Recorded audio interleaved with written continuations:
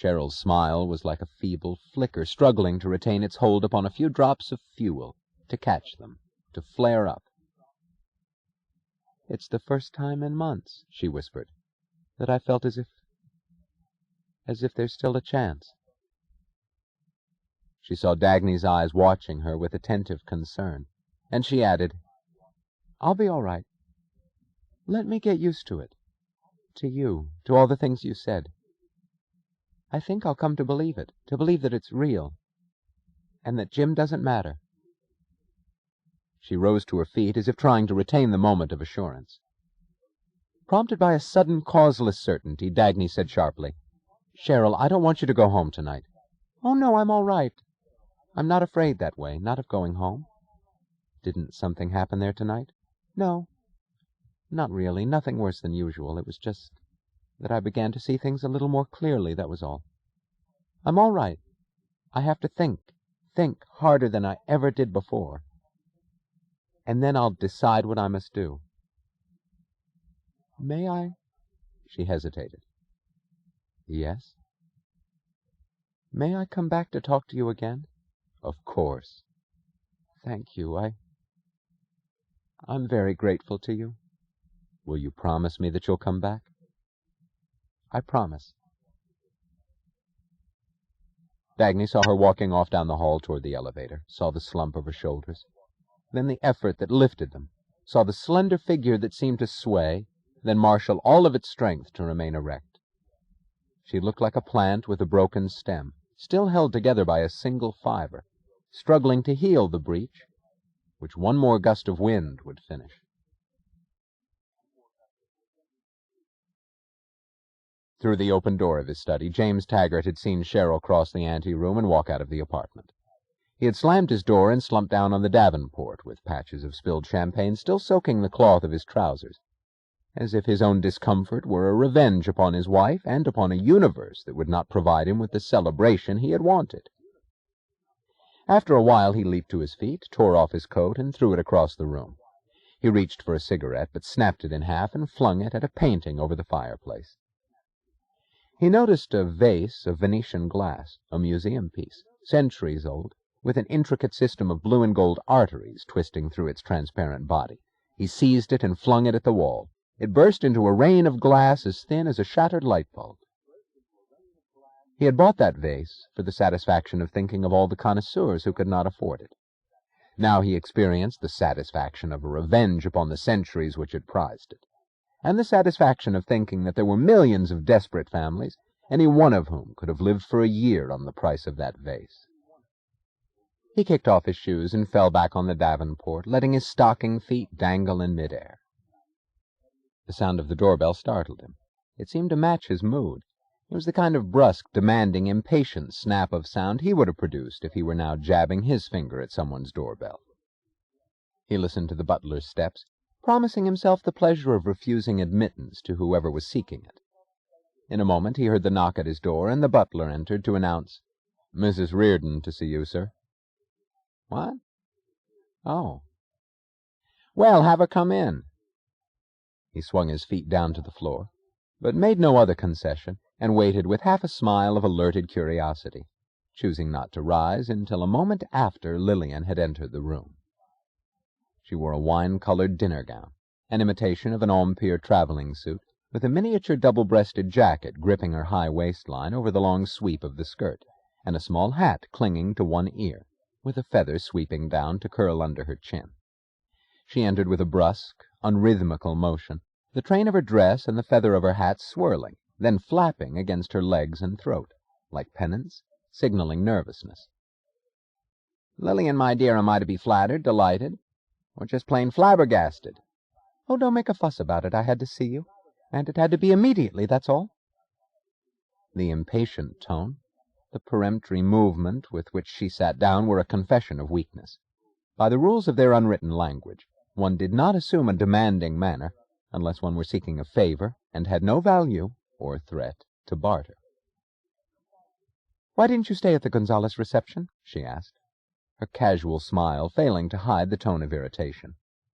"I dropped in on them after dinner just to catch hold of you, but they said you hadn't been feeling well and had gone home."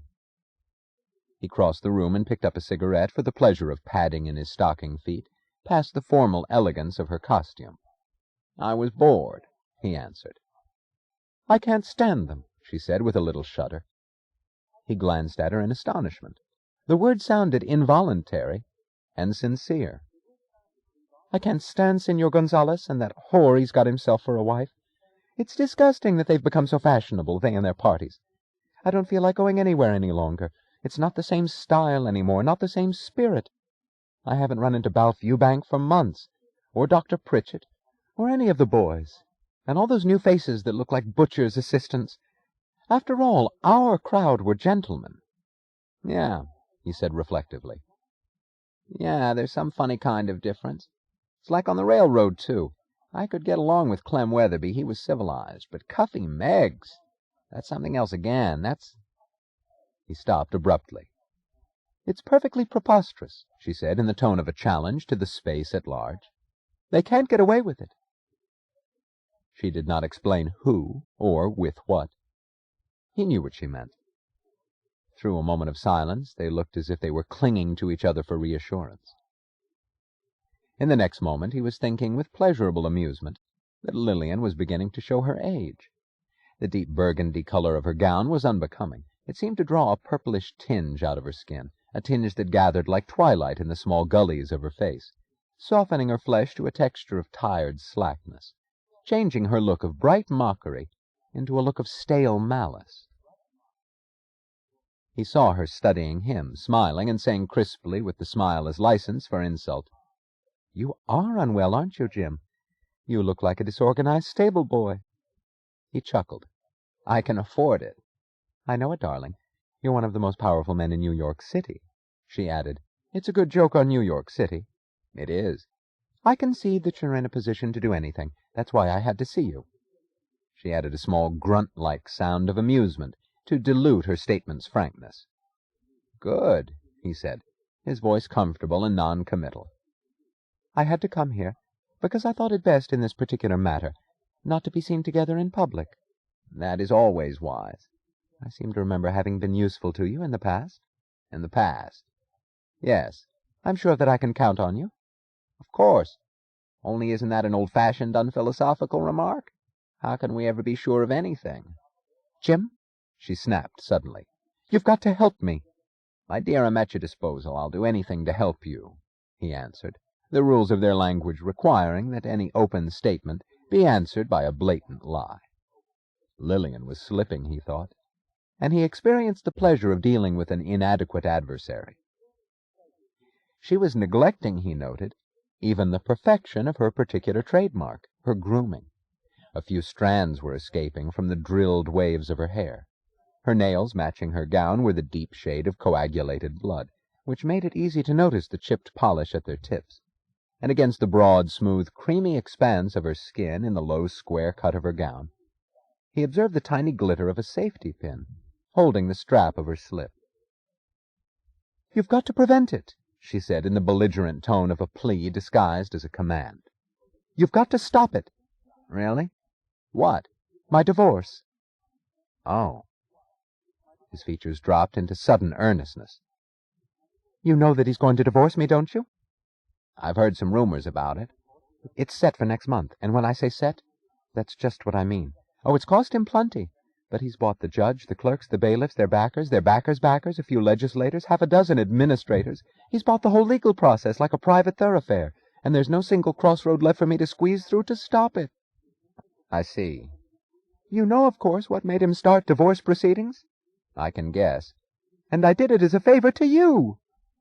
Her voice was growing anxiously shrill. "I told you about your sister, in order to let you get that gift certificate for your friends, which—" "I swear I don't know who let it out," he cried hastily. "Only a very few at the top knew that you'd been our informer, and I'm sure nobody would dare mention—" "Oh, I'm sure nobody did. He'd have the brains to guess it, wouldn't he?" "Yes, I suppose so." "Well, then you knew that you were taking a chance." "I didn't think he'd go that far. I didn't think he'd ever divorce me. I didn't—" He chuckled suddenly, with a glance of astonishing perceptiveness. "You didn't think that guilt is a rope that wears thin, did you, Lillian?" She looked at him startled, then answered stonily, "I don't think it does." "It does, my dear, for men such as your husband." "I don't want him to divorce me." It was a sudden scream. "I don't want to let him go free. I won't permit it. I won't let the whole of my life be a total failure." She stopped abruptly, as if she had admitted too much.